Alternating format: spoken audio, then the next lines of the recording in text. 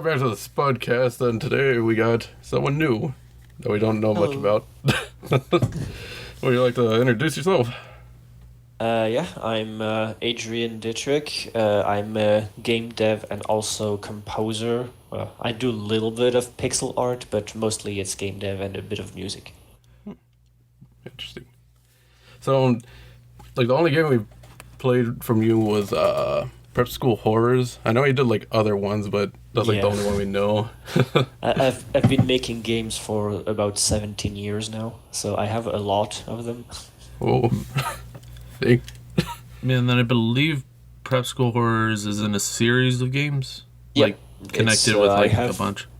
bunch of games in this series actually. It's all a bunch of games centered around a concept of there is a game with a god inside and you interact with this or sometimes several gods. In this case, you're preparing to fight the apocalypse, so the god which is ending worlds. So, like, for Prep School Horrors, like, what part would it be? Like, part 5, 3, from, like, just the whole I series? think it would be part three. Like, there is no order in which to play the game. They all sort of happen simultaneously. It started with only two games. They're called There Is Nothing Here, and the other one is called There Was Something Here. One is about destroying the world, and the other one is about recreating it. So I would say Prep School Horror, which is the third game I made in this series, takes place right before the first one, maybe? Right before the world is about to be destroyed. So, how did you come up with, like, just having the story of, like, having at least 3 parts, or just, like, There's like a bunch of parts. Yeah, like- There's way more than three. I like, think. how did Yeah, you there's even way come more up- than 3 parts. And Yeah. how do I come up with is sometimes I just get a new gameplay idea and I think, oh, how would this fit in my multiverse? And I call it the back to nothing verse. It's an endless loop where like the world resets every time because some god decides to destroy it. Oh, that's- Did it start off as like? Did you start off wanting to make like a bunch of games for it, or were you like, oh, I like this, and then kept adding to it? Yeah, it's more like I like this and kept adding to it because I'm not really much of a long-term project person. It's more like, I like this theme of having a god and fighting it. There's one of the latest games I've made in this series. You manage to hit God with a psychic baseball bat, which is like kind of the highlight of the game. And so sometimes when it fits, I just add the game to the series and add some links between the games.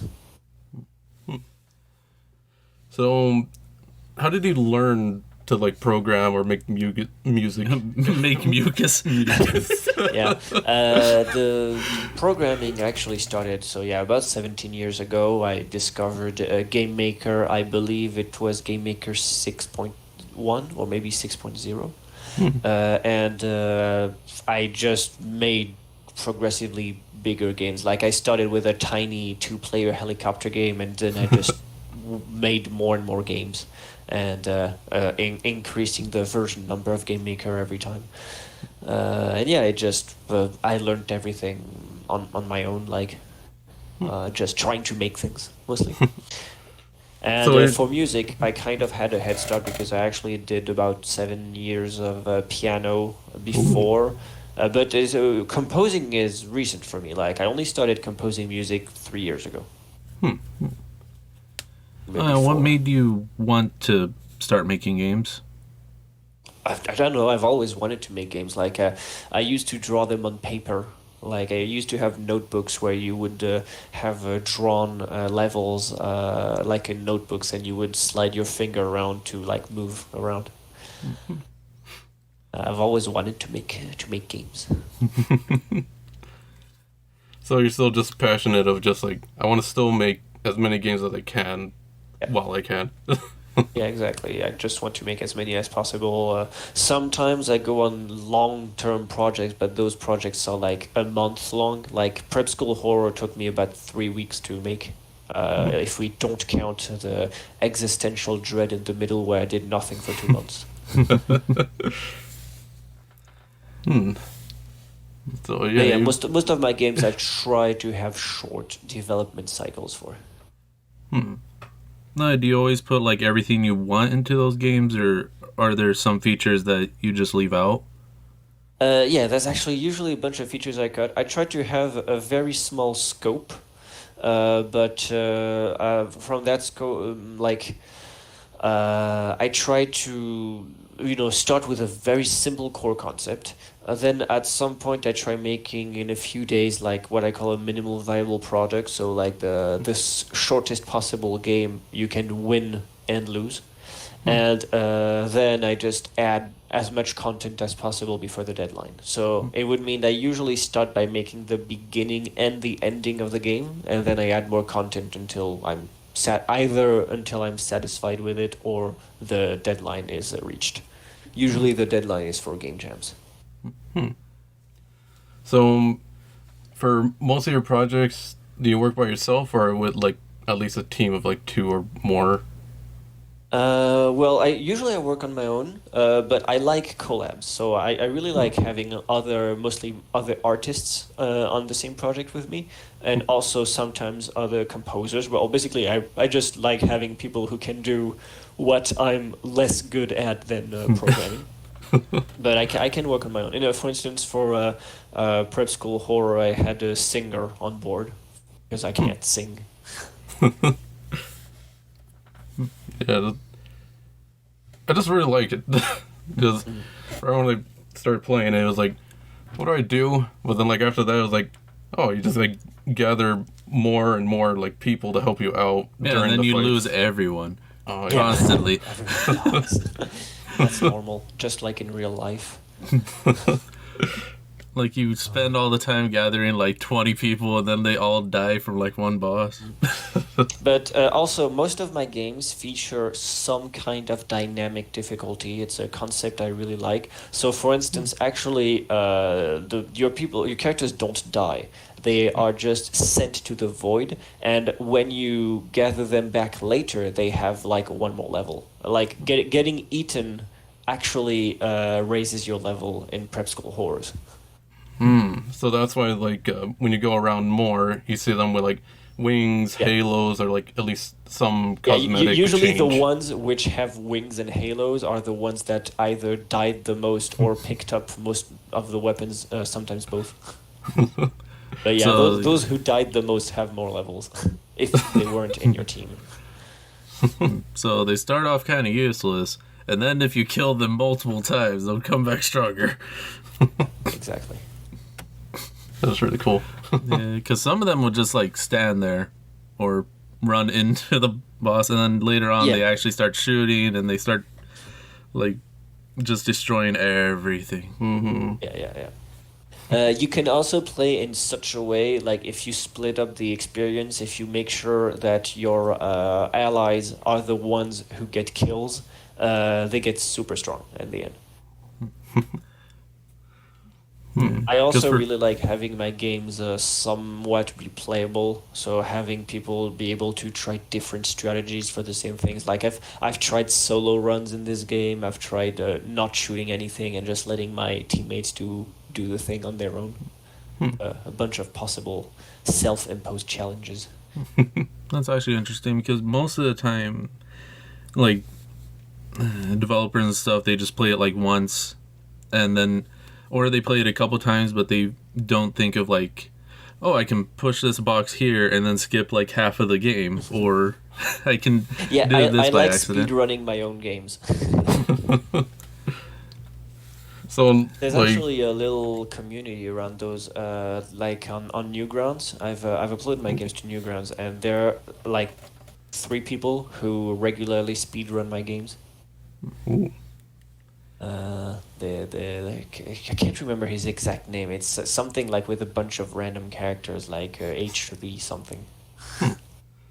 so you mostly play your games like on Newgrounds or on itch, Yeah. or like So Yeah. I would like I used to do them on to put them on Game Jolt as well, but the platform is a bit dying, and also like I'm not in the best how can I say it I don't have the healthiest relationship with Game Jolt as a whole because of the way it treats hobbyist game devs like me.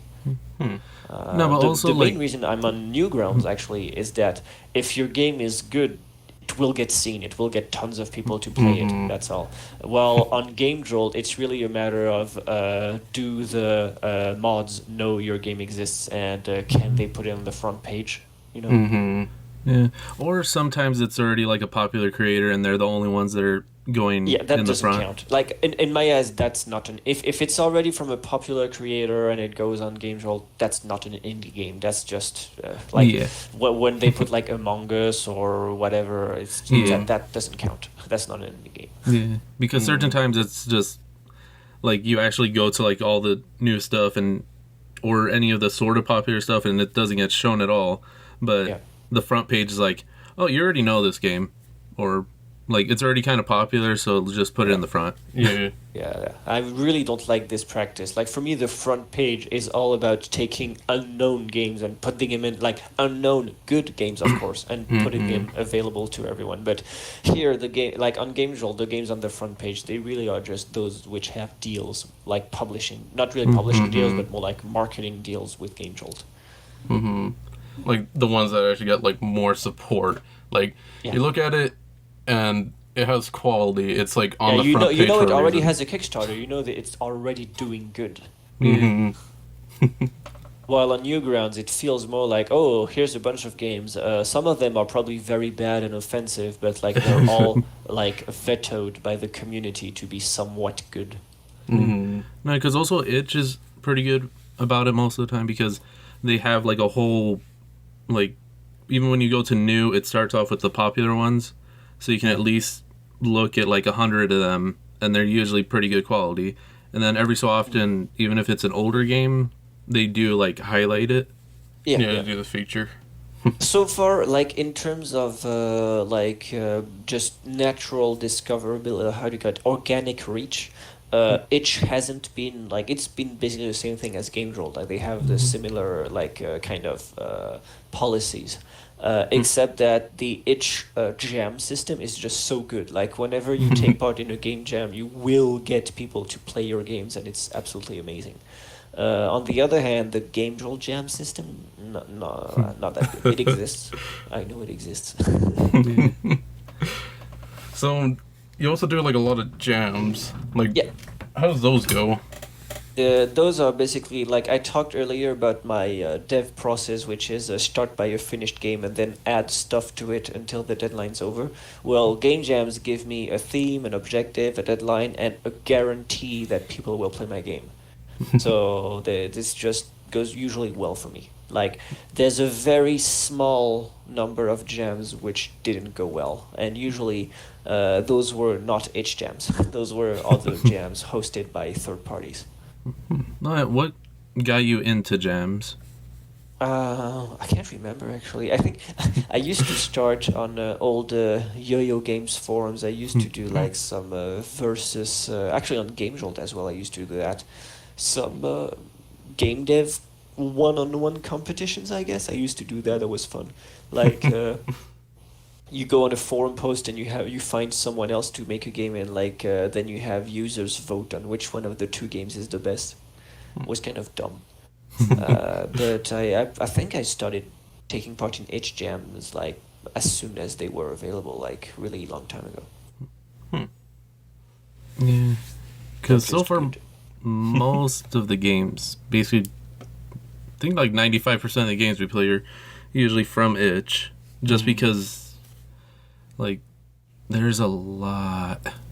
Yeah, And Itch usually has, there's that's pretty good maybe one of quality. I'd say it's maybe one of the drawbacks of Itch is that you're a tiny speck in like an ocean of games, which can be a bit daunting for some. Like I know that there are some people who put their games on Itch and don't take part in game jams, and they basically don't get seen at all, which can be a bit frustrating. And also sometimes they make one really good game and then that's all. You don't see them ever again. Mm-hmm. Yeah, that too. But I mean, I guess that's normal. I mean, the opposite is less good. Like usually, it's hard to make like good games consistently, So there are many people who will just spend their 1 or 2 years of their life on a really good game, and then realize that now people are expecting some kind of sequel or another good game, and they just won't have the motivation to take part on another year-long journey. Yeah, and also some people, they make like a good game jam game and then they expand on that one game. Yeah. Yeah, that happens a lot. Actually, lots of people do that. Yeah, that's good. Like they're even, I know that Devolver Digital looks a lot at game jam games and tries to get the devs to turn them into real, I'd say, AA games. I think a recent example is I think there's a game on Devolver which was about restoring nature to a desert wasteland. I forgot what the name is, but I remember playing the jam version of that a while ago. Yeah, because sometimes it is actually really cool to be like, oh, I remember this game from this game jam, and then actually see it on a trailer on line and stuff. It's like, oh, this is coming to Loop Hero was like that as well. I played Loop Hero a while ago, and now it's an amazing game. Because sometimes it is just cool to see these small indie game jam games become actually something you can buy at any store. Yeah, exactly. Because we've been doing this for 5 or 6 years now. It's been 6 years. It's from 2015. Yeah. So, games that we played a long time ago are becoming actual games now. It's I remember that one. I remember playing the demo or just something else. Is it feels good to just see those games becoming more, or seeing that name in the corner of oh, I know that little indie one. It's I know that little weirdo. Now it's a big weirdo. Yeah, I'm seeing a few people also resurrecting old Game Maker archives. There was I don't know if you heard about a game called Other Loving Embrace. Oh yeah. The I think the dev from that team just created an archive with 50 old Game Maker games from the Yo-Yo Game Sandbox in it, and one of my games is in there actually and quite prominently featured. So those games are getting resurrected. It's quite fun. And yeah, just looking back at old concepts and then improving upon them too. Those are good ones as well. Just 1 second, dude. There you go. Just had to check the door and stuff. Yeah. Alright.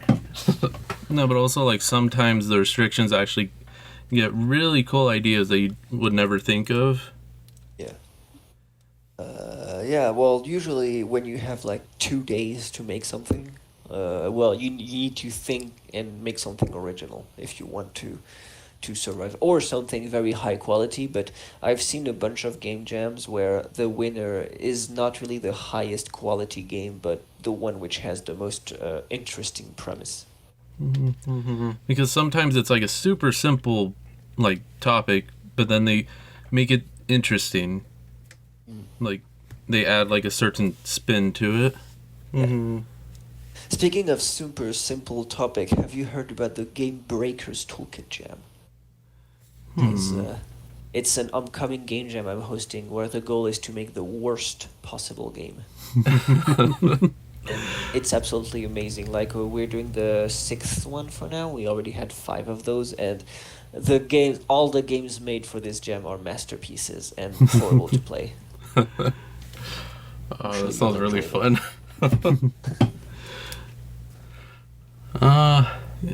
Because you never really think because most of the time it's okay, make the best game or make an interesting game, not really okay, just break it. Yeah. Well, here really it's also that whatever you do, you can just release it. You don't need to delete anything. You don't need to second guess yourself. You can just make a game, and even if you fail, well, you'll have a good game because you failed at the jam where the goal is to make a bad game. Yeah, actually just expressing whatever and It's out Yeah, there. just express yourself. Yeah, have people play it, and also if there are bugs in your game, that's fine. That's normal. That's a feature. I don't. Sometimes bugs do become features because it's like, oh, I can actually like run really, really fast here. Well, let's make that into part of the game. Yeah. Yeah. Let's start going through walls. Yeah, that's usually fun. Like this whole map, but then like people are going through the walls, looking ahead, or just completing that level too. And then that's actually a feature that they sort of thought of. Yeah, it's the best part. If you can just make something up on the fly and then build your entire game around it, usually it will. Maybe it won't be good, but at least it will. It will usually be fun. Yeah. Plus, it's built to fail, so you can't really fail any harder. Yeah. Yeah. Exactly. So, you've been making games for like so long. When was the point where you actually like gain popularity, or just like saw more people playing your games?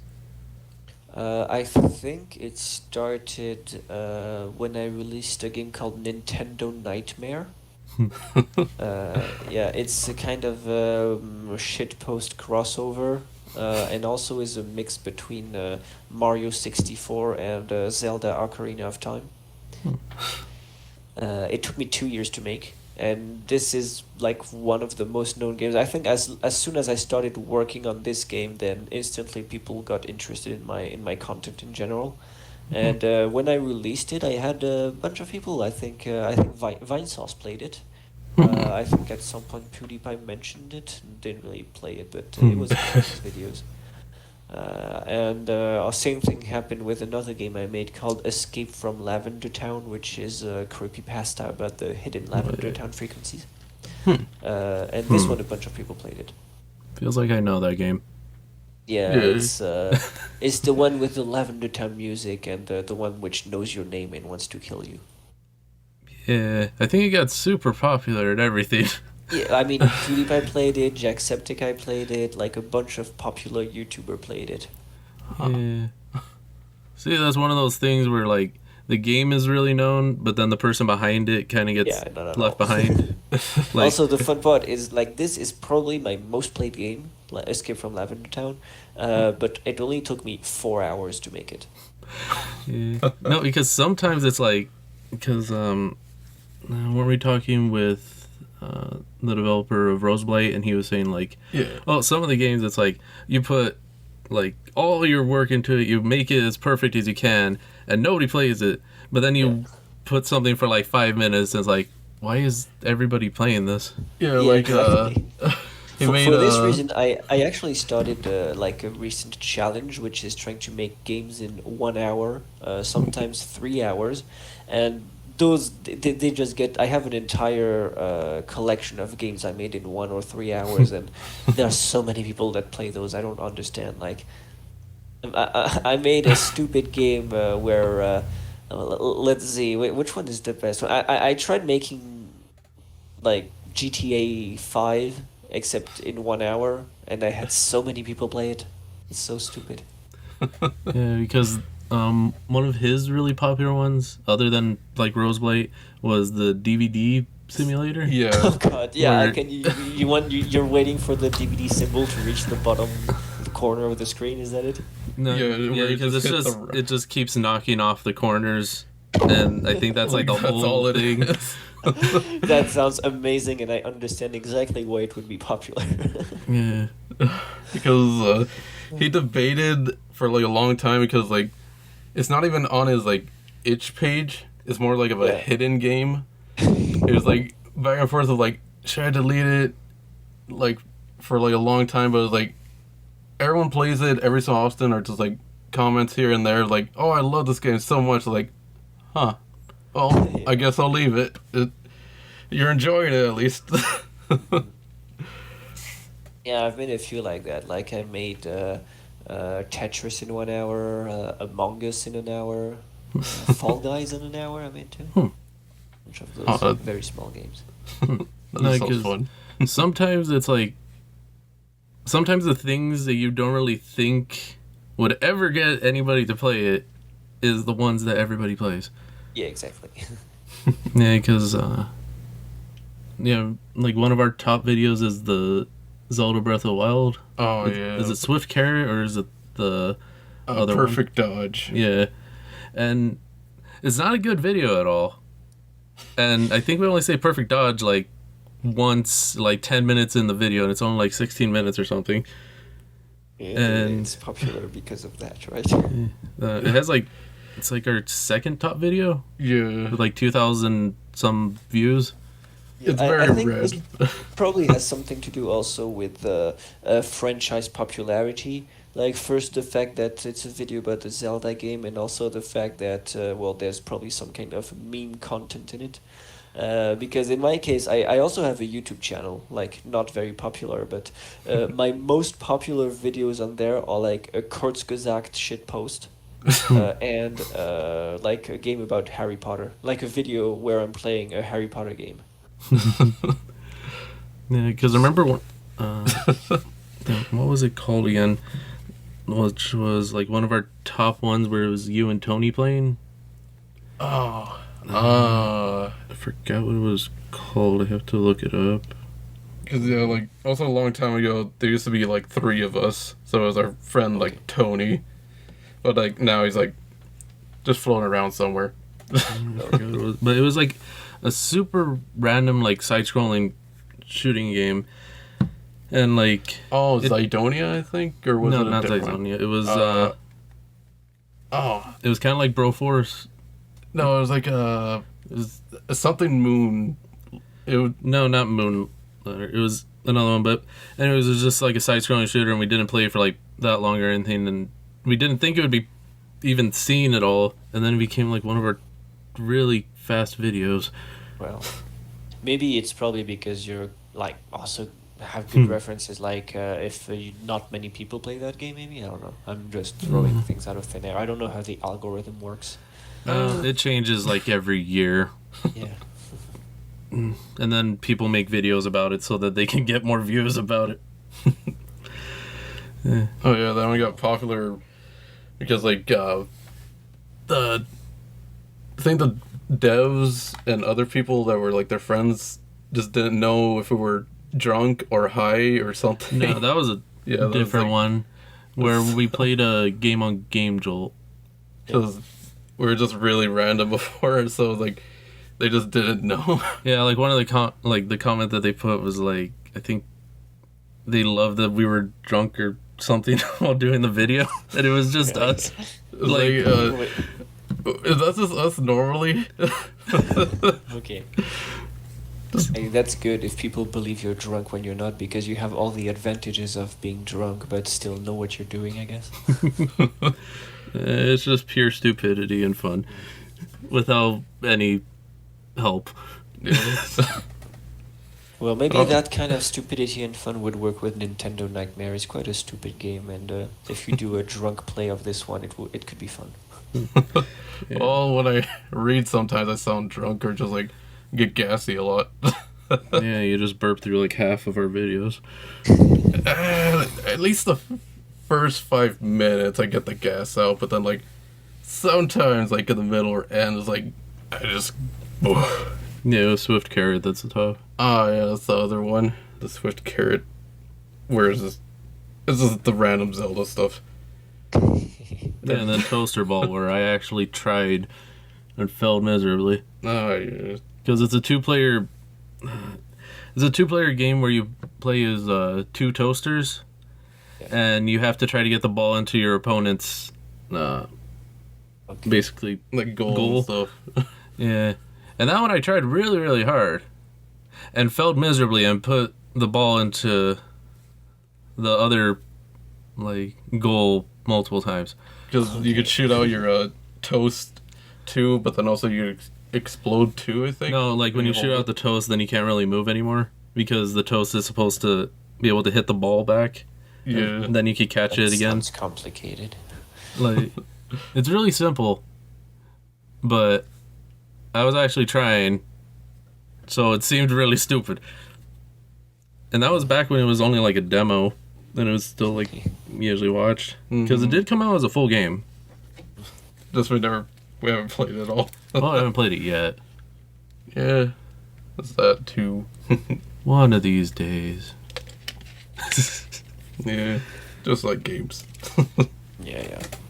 Don't really like games. God. I don't really have time to play anything these days. Mostly just making. And then for us, we have to, like, basically every 2 days I go through basically all the new games that come out on itch. So sometimes there's like only like 30 or some like new games. And then when there's a game jam, there's like 1,000. Yeah, you can't really do that. Like, you've probably seen the latest Game Maker's Toolkit jam with like 5,000 games or something. Yeah. So Well, like the last time, if you feel like playing one, yeah. it's a game where you control all your characters together, like with one set of controls, one set of inputs. Yeah. Because sometimes it's like, oh, there's like no new games. And then I see that there's a wall of just endless new games, and it's like, oh, there's a game jam. I mean, at least you're not doing this on Steam, where like there's a new game every second or something. Like, but back during the time of shovelware on Steam Greenlight. Yeah. Steam is a very weird place. It's not really friendly to indies either. Like, they're gonna compare you to like very, very good, like if you're an indie dev and you're trying to put your game on Steam, they're going to compare you to Hades or Celeste or all the popular indie games, which in my mind aren't actually indie games. No, because like certain games, they basically start off as indie, but then at a point they do just become like at least double A games because it's like everybody knows you at this point, so you're not really indie anymore. Yeah, exactly. Indie is like, I mean, I was gonna say it's a temporary title, but it still has a very, a clear definition. Like, you're indie if your studio is not owned by another company, I guess. But what I prefer is the term hobbyist. Like, I make games, like, during my free time, and it's also the kind of games I want to play, Yeah. Mostly free games, for instance. Yeah. Or jam games. Yeah, we mostly play like the free games, and if it's like a pay one, we usually say it, but that's like very rarely. It's been like a long time since we played a paid one. No, because also sometimes we do like the Kickstarters and we get the code, or we like the developer wants us to play it, so they do give us a code. Yeah. Yeah. But yeah, most of the time we do free games because first off, if we played it, now you can play it too. Yeah, exactly. Like, you don't have to, like, well, you don't like us, but you like the game, then it's free. You can go play it. Exactly. Like, you don't have to go pay $5 and then say, like, you didn't like it. Yeah, it will save lots of trouble for developers too, I guess. Having people not spew random comments random hateful comments on Steam or itch, I guess. On basically anything that has a comment section. Because sometimes I live for comments. Like, the only reason I make games is to see people react to them, to see comments on my page, which is why Newgrounds is so good. No, but also Newgrounds has like less of a filter. Yeah. Because if you just want to curse out somebody, then you can. Yeah. But I mean, you can report comments, and usually it's removed quite fast. But also most of the time they're like they're more fun. Like, you can tell some of them are like, oh, you're just doing this because you just want to say something kind of funny. But then other times it's like, yeah, I don't like you. Or just comments on top of that comment, like, just shut up or something else. Like, sometimes it is fun when there's like a whole war. Yeah, just in the It comments happened to when me it's a few times. Like, I've had some very, like, I had someone trash my game, but in such, like a long form post and with like such detail that it felt good, it felt good to have like this whole argument against me. No, like, you actually got to play the game went in the most detail you can with my game, Yeah. but then you still hate it. Yeah, exactly. So, I mean, like- I don't think he hated it. It's more like he was nitpicking all the details of the game. No, because certain times you're like, okay, this comment they didn't even play it, Yeah. and then other times Yeah, like, that happens a lot. Yeah. yeah, and then other times like, you actually got to the end, and then you're actually talking about things from it. Yeah. Like, Or you could tell. you could say whatever you want. You got to the end. Yeah. This is one of the best comments I've had on one of my games. Oh, let's see. It was just so good. Don't make poor like a new character. Oh, I gotta put that into the whole visual too. It's amazing. Oh. Some buildings like walls. What does that even mean? It makes sense when you see the game. It's from a game called As1. I might as well just link it. As1 Against Our End. It's my GMTK entry. But yeah, most of his comments are actually very reasonable. It's just that there's so many of them. It was funny to me. Remember like just a few of them, but one I still just like remember a lot is like Markiplier played it better. Oh God. Like, well, okay. We played it before him. Well, but at it's least like, you watched yeah. Markiplier and then watched us. Yeah, that's Like, that's actually pretty good. Second opinion. And then Oh, there was another one. no, because remember, for one of our popular ones, "God Save the Queen," Oh yeah, that one was where like most of the time when we got comments, for some reason it'll always be like, "Oh, do you want to collab on music?" Because I guess you like Queen. Oh really? What? But it was funny because it seemed like they only saw the one word in the name, and for some reason Probably thought it just was a spam video bots. about. Yeah, they thought it was about the. I mean, there are a Yeah. bunch of spam bots on YouTube which just Yeah. react to the keywords in your video and not actually to the contents of it. Yeah, but it was funny because it would like. That one would always come back, or like it would be a different person, and then every 'Cause like so the often. Queen one was weirder because it didn't seem like it too, because they even emailed saying like the same thing. So I was like, Wow. huh. Yeah, it was like a mix of like I couldn't tell if it was a real person who just saw the name, Yeah. or if Maybe it it's was a real person, bot. but who just copy pasted the same message on like thousands of different videos. Or Yeah, emails. but it was interesting because it would always pop up like every couple months. Yeah, it was a long time. It was like 4 years ago. Damn. But at least we got comments. Yeah. Yeah. I mean, it's also like at some point they had a sort of obsessive fan on one of my games. But it's quite nice to have him around now. Like he actually speedruns my game too. Like he does tool assisted speedruns even of my game. Oh, that's cool. Because every so often we would just get like some fans that I actually like comment every so often, or like comment on every video for a while. I was like, oh, those are good. Or But we then get the devs. Yeah, the Having devs too. like how do you call it? Faithful audience, I guess, is good. Like having a small number of people that come back regularly to watch your content. Always Yeah. feels nice. I thought it kind of sucks too, because like when they disappeared, they just disappeared. Yeah, it It's like, feels bad when they disappear. Yeah, too. it's like I used to Like see you're you so wondering much. what you did wrong. Or you don't know if like something happened to them. Yeah. Because like You automatically assume the worst. Like either they hate you or they died. You know. Like, Yeah. What happened? Because one of the good ones was like they used to watch us like a bunch, and then like months later they said like, oh, I was dealing with a bunch of other things and stuff. It's like, oh, you're still around, like that's good. It's good. Yeah.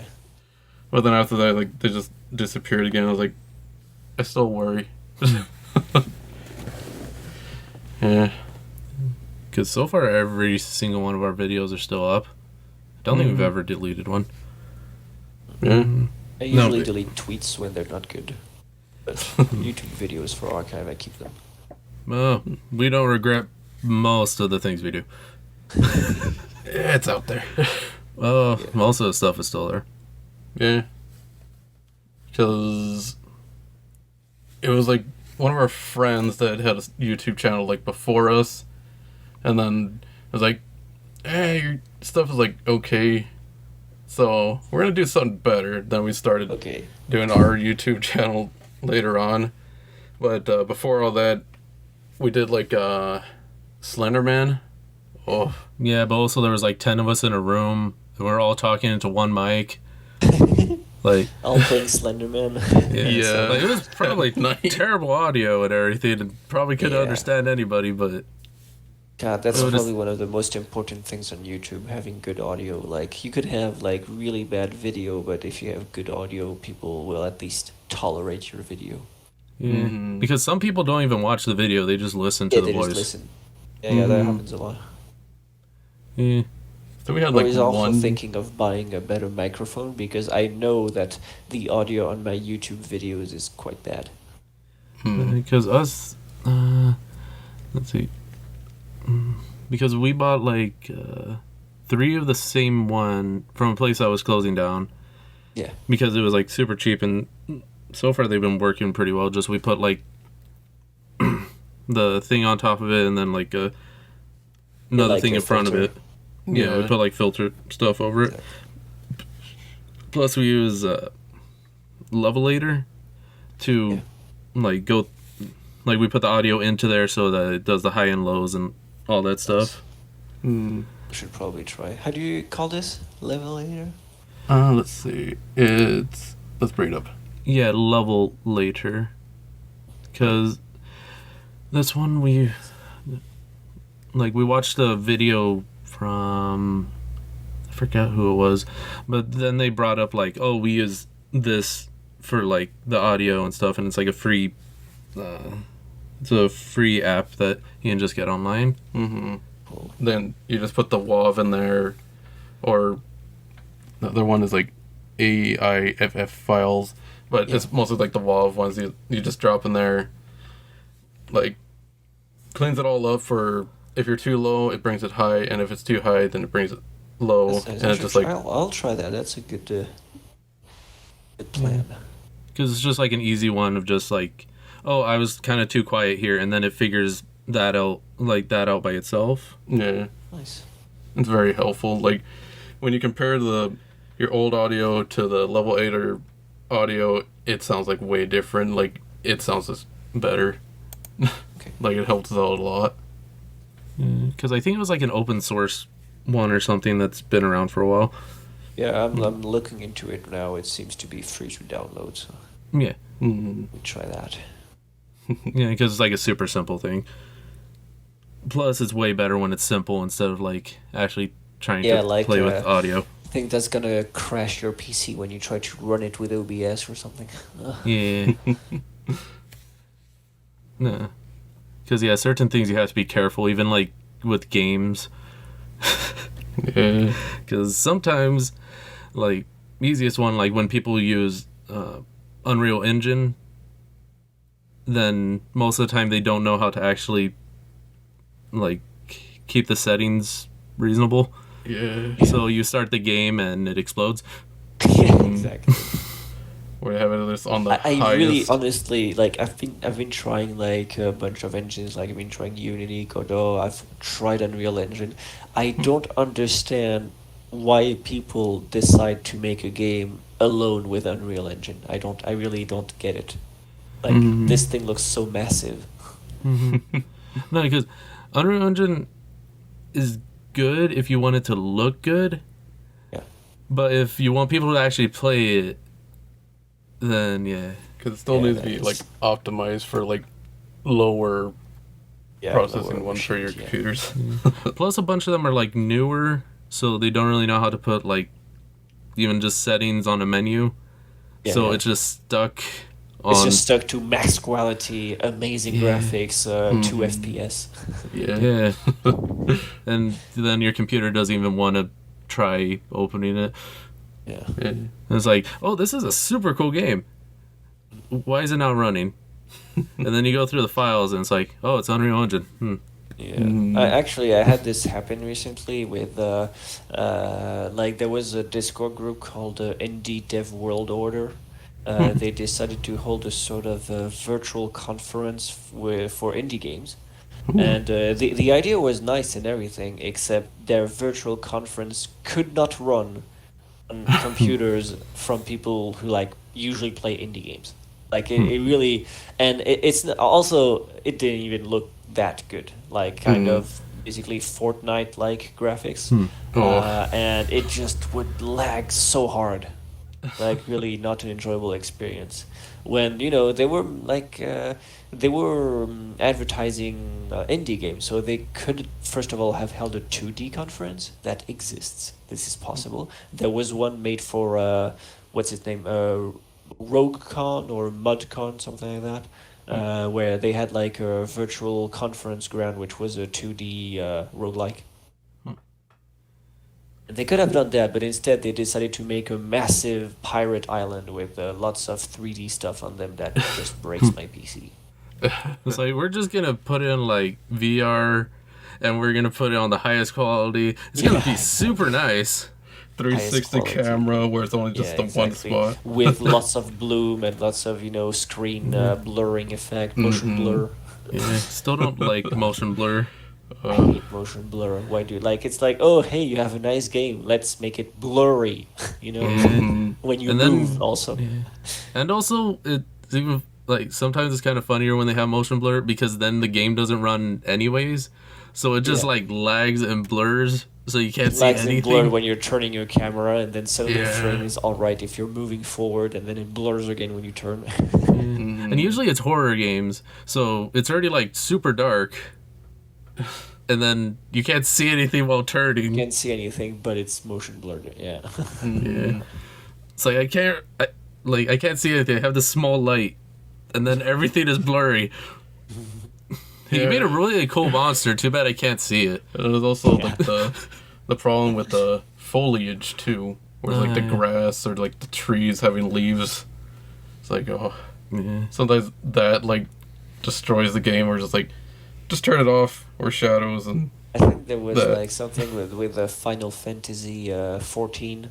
Where they had like a potted plant somewhere which had like trillions of polygons in it and would just like make the game run so bad because of a pot with a plant in it. No, because also it's kind of funny at times because certain games, it's like they do add a lot of detail and stuff, but then it's not actually in the game. It's like outside the window. What do you mean? Like certain games, like they put like a horror game. You start off like start off outside, and then there's like trees and grass, and then there's wind blowing, and it makes the game run really slow. And then you go inside, and then and then you don't have to see any of that. Yeah, that's better actually. Like you get both the best of both worlds, where you have the impression of good graphics, and then when you get inside the game, it runs so better. That actually I can get behind that. Just most of the time, they are like newer people who try out those things because it's like into game dev, not trying different things. Yeah. And it's like, well, let's put everything that we can possibly put into this game. Yeah. And only like 5 people can play it. Exactly. Because also sometimes when you have like lower graphics and stuff, they can still be very good games. Yeah, sure. I mean, I play most games on low graphics anyway, because like I have a laptop. I know it's not gonna run most games, and I really don't care. Like, I don't care so much about graphical fidelity. I do care about like graphical coherence. So, for instance, if there's going to be a game with like amazing 3D graphics with very detailed animations, but a bad UI, it's gonna feel very weird to me. Yeah, because it's like this thing looks like I can go out and actually see it, but then everything is very weird because this guy's walking into a wall instead Yeah, of exactly. attacking me. Yeah, that happens a lot in AAA games. Like, game is amazing, but like, if I don't move, the enemies don't attack me. Like, how does that work? I've seen it happen in like some Assassin's Creed games mostly. Yeah. Because they put like so many things. And they're like, oh, nobody's gonna find this like random bug, and then it goes all over the internet because everyone found it in 5 seconds. Found the exact bug, yeah. Yeah. Like the bug with the faces spawning inside out. Yeah. Because like, oh, we'll just ship it. It's not like anybody's actually Yeah, gonna it's find fine. Just ship it. It's not like this bug has like a 1 out of 1,000 chance of happening, but we're giving this game to like 2 million users. Yeah. Should be fine. that. It's not like there's people out there who break games for a living. Yeah. It's not like we need to pay QA. Oh god. Yeah, I know, like, one game, like, series that usually just, like, had bugs was, the Just Cause. Yeah. And the third one, ooh, I had fun with that one. It was just, like, messing with it. I was just like, what can I catch with my grappling hook? Or, like, some of the areas just, like, didn't load in, so it was all potato. And then, like, the detailed enemies and everything else was like, that's like, oh, yeah. Plus, it's more interesting when it's on a console because it's like you made it for this. Yeah, it should run. Although I've seen some Switch games which don't run well. Like, for instance, Yeah. I had lots of trouble with XCOM 2 because it used to run perfectly on my PC, and at some point, like, it just kept crashing. It just didn't run well. So I decided to buy it on the Switch, and it also runs kind of bad on the Switch. Because the Switch is a really good console that a bunch of the games shouldn't be on there. Yeah, exactly. It's like, But yes, whenever I you're can. indie and people ask, "Oh, when's the Switch port?" and then you realize that the Switch license is something like €1,000 a year or something. Yeah. Because, like, at this point in time, it's really good to be on the Switch because everyone will at least look at your stuff. Yeah. But to actually be on the Switch is not as easy as everyone thinks it would be. Yeah, and it's really expensive too. Yeah. Because it's like, oh, my game's on the Switch. It's going to sell millions. Yeah. No. You're just in the random downloads that someone's never gonna play too. Like, Exactly. a lot of just discounted games. Like, oh, this is discounted. You get it. It's downloaded, and then it just sits in a big pile of Play it. digital. Yeah. Yeah. Or you had to backlog. discount it to like 1 cent.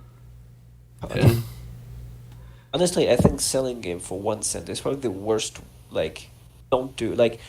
There's so many indie devs who put their game up for like $1 or less. I don't think that's a good practice because if someone wants to buy your game, they will pay $10 or $15 or $1. Like, it's the same barrier of entry. But if someone is stingy on their money, if you put the game up for like $0.50, they're not gonna buy it. Like, there's such a huge gap between having a game free and having it cost like 10 cents. No, because also it's interesting because certain people, they will buy like every game at $60, Yeah. and then they won't buy your $1 game, which is Yeah, exactly. actually pretty good. They'll think, oh yeah, well, that seems like a waste of my money. Like, if you put your game up for $1, it means you don't actually believe, like, in your own game to be better. Yeah. But then some people go like, okay, I'm just putting it out for like $20. Yeah. Yeah. Yeah. Like, sometimes that's like, I don't want to play I mean, maybe, 20 maybe bucks for you feel like it's too much, but in the current climate, as long as your game doesn't have like atrocious microtransactions, then putting it for $20 is fine. Because I mean, on the other side, you see $60 games where you also have to pay DLCs, battle passes, microtransactions, all that. So, yeah. No, but also certain ones like put it like 10 or 12, and then the game is only like 30 minutes or an hour, and it's kind of an okay game. But then Yeah, the well, other that's games you fine. pay like $5 for are like 3 hours long Yeah. I and like guess. really fun. Honestly, I really don't believe game length, like playtime, should be a metric to decide how good a game is. Like, sure, there are some games where you'd say, like, for instance, in my case, XCOM, I played this game for like maybe 200 or 300 hours, probably more. So it was a good investment for me. But there are so many games there where they just decide that since they want you to play the game for longer, then they should just crumb as much content as possible and make the game slower. I kind of had this effect with The Witcher. The Witcher 3. I don't think I'll ever finish The Witcher 3. It's just this game is just too big for me. I can't. Yeah, because like one of the easy ones is like Persona 5, where people are like, "Oh, I put like 300 hours into it," but it's like that's kind of intimidating. Yeah. And then they usually go like, "Oh, I put like this much, and I played it multiple times, and then I had to do this, this, and this." It's like I don't want to, like. Yeah, I want to do this. You're already making me like not want to play this. But I barely play like a 20-hour game, and I'm like, oh, that's too long. Like, all you need to do to beat the game is only go to the, like, one spot, grind forever, and everything else is like, it is fun, but if you want to beat the game, you're going to want to do this. Yeah. It's like, I'll just play it on my own. Yeah. Because it is way different when it's like, oh, this game you can beat in like 100 hours, but you have to do like one thing and nothing else. Yeah, 100 hours, God. Yeah. It's like, yeah, I want to play this, but I don't want to spend that much time, and you already told me how to make it easy, so what's the point? Mm-hmm. And then, like, recently, for, like, the Persona thing, they even suggested, like, to watch a video series or something about it. It was like, if you were asking me to play, then why watch the whole video and everything? It's like, Maybe to have strategies. I mean, it seems like the kind of game where like your decisions can have disastrous consequences if you're not careful. Yeah. But also that's part of the fun of playing a game of like, oh, I messed up. Okay, I guess I gotta live with it, or like start a new file. But also it does suck at times when you're like 60 hours into a game and you ruined everything. Yeah. That actually happens a lot with XCOM, but it's part of it. Like, well, it's kind of a roguelike, but on bigger scales where you can play an entire campaign, and after 40 hours, well, you just lose. like you can't win your campaign. Because back when I played Fallout 3, like I had the Game of the Year edition, and I was going through like I think one of the last DLCs I had to go through, which was the Alien one, and I put so much time into it. I had like really good level, everything that I wanted. And one of the things that happened was that you're supposed to get a spacesuit and walk like through a little corridor, and then you don't need it anymore. But I had too much weight, so I put it down, thinking like, oh, I could just get it later, and then it disappeared from the game. Yeah. Mm-hmm. No, and I was stuck on that ship. God. So you, like, yeah, when you put so much time and then the game locks you. Yeah. That would be I remember that day, like, right when he was, like, going around, I was like, oh, he's at that part and everything. And then he said he dropped it. I was like, dropped what? Oh, it's spacesuit. And then I can't find it anymore. It was like, then go back to your save. But then it auto-saved at that moment. Your save, yeah. So it was like, dig. Do you have like a save from before that was like not too far? I was like, no. And then yeah, like my previous save, because I was randomly thinking like, oh, I'll just make like a second save and save it over every so often. But it was like 30 hours into the game. God. And it was like the first DLC. Okay. Yeah, So, like really far back. Yeah, and then I just stopped playing Fallout 3 for a long time. Mm-hmm. Yeah, I guess. Yeah. Plus, it sucked more because, like, all the other guys have spacesuits, but you needed that one specific one. Yeah, the one that you can equip. Yeah, it's like, this is a key item. Then why do you let me drop it? Yeah. I think Pokemon figured out how to not let you drop key items after game 2, so Yeah. not sure why Fallout didn't.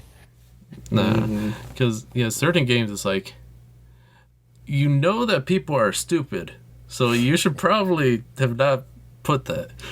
Yeah.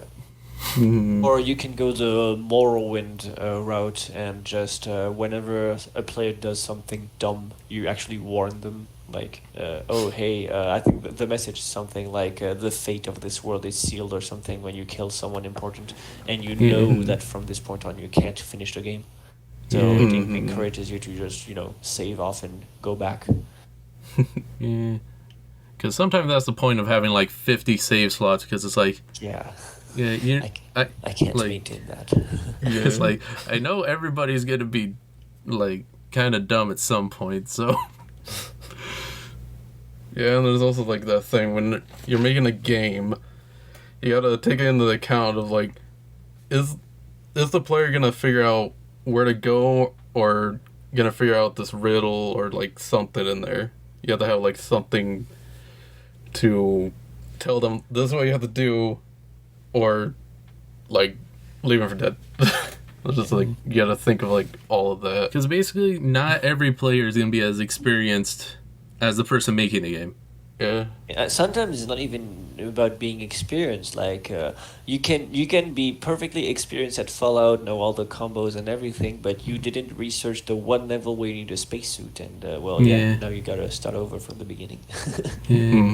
Plus, older games used to be like, oh, you didn't do this one thing, so you get the bad ending. Yeah, but all the games used to be shorter too. Like, if you get the bad ending, you can just restart it, and after an hour or so, you get back to where you were. And then certain games got like really long, and it's like, well, you didn't do this one thing in the beginning, so Yeah. start over. So that's like the whole problem now. Like, the games are getting like just too long, and they have that one thing that could like mess with you. Like, oh, you didn't get this, then you get the bad ending. And like, oh, you didn't do this side quest multiple times. Like, that was boring, but you have to do it to get the good ending, or a certain one. It's like, No, because one of the good ones was like Nier Automata, I love where that one. it does have multiple endings, Yeah, but you can miss one. but you want to get like all those endings. Yeah, and But- you want to get them also in a certain order. I know that there's like an ending in Nier Automata that you can't get at all on your save file if you did another ending first. Because I beat it, and Also, I then deleted my save file anyway to help the random person. So never finished like that one. like the good part, you beat the game, but then you could also go back to the previous like paths as well. Yeah, Like that. Makes sense. That's what I like. but then that one Or is a games very with a new game plus system where when you finish the game you can just restart it, but with new like going faster, like new gear or whatever. Just to minimize Because, story limits. I think like all the Yakuza games, or at least the newer ones, after you beat the game, there's like a free play mode. So basically, you can do all the side quests and anything you like didn't Anything you beat through the missed, main yeah. story. Yeah, because and like the free roam Yakuza part is like you get like different costumes and everything. You have like a bit more fun. Like, you don't have to focus on the story. You just do like the sub stories, or just like play all the games and just get everything. Just have fun. Yeah. But for me, it's like I'll do everything I can and then move on to the next one, because like so far I'm on like on the 4th one out of the 6, and then 7. the spin-offs later. No, I usually do side content later. Like, I prefer like playing an entire game once as fast as possible, and then if I have enough time, I just replay it at another time with the newly acquired knowledge. Try to Plus 100% it. Plus, also having like a new game plus is usually really good for that kind of thing, because it's like, Yeah. well, I know what to do, and I'm slightly more powerful now, so I can actually do these things. Yeah, I can now do this side content I wanted. Yeah, and it won't be as impossible. Yeah. Like for like the Borderlands series, usually like you like start a new game and then you're more powerful, you have better guns, you actually know what to do, and then you can actually do the side stuff. Yeah. Now you can actually go back to some of them. Yeah. Well, anyway, I'm probably gonna have to leave soon. I don't know if you had anything else you wanted to talk about. There's one thing that was on mind, like, throughout the years, like, have you, like, made any, like, dev friends or, like, learned from other devs? Yeah, a bunch of them. Like a bunch of them on my Discord server, actually, the one you joined. Yeah. Yeah, I've made a few friends. Mostly artists and composers, but also devs. Oh, that's cool. But, yeah, if you have to go, that's all okay. It's already been, like, an hour and so, Yeah, which is an hour. actually pretty good. It's a nice interview. Yeah. Oh, thanks for doing this, and tell me when it's available so I can link it everywhere. Yeah. Yeah. It was actually really good to talk to you. And also, Yeah, it kind of took a while, but it was like, yeah, that's fine. Like, at least Yeah, it it was like took a while good to time. get our time zones synchronized. Yeah. Well, we'll end it here, and like, maybe someday we'll just like talk again or something. Yeah, sure. And please keep an eye on the Game Breakers Toolkit Jam. Like, it's gonna happen soon. It will be very fun. Yeah. All right. See ya. Yeah. Bye. Bye.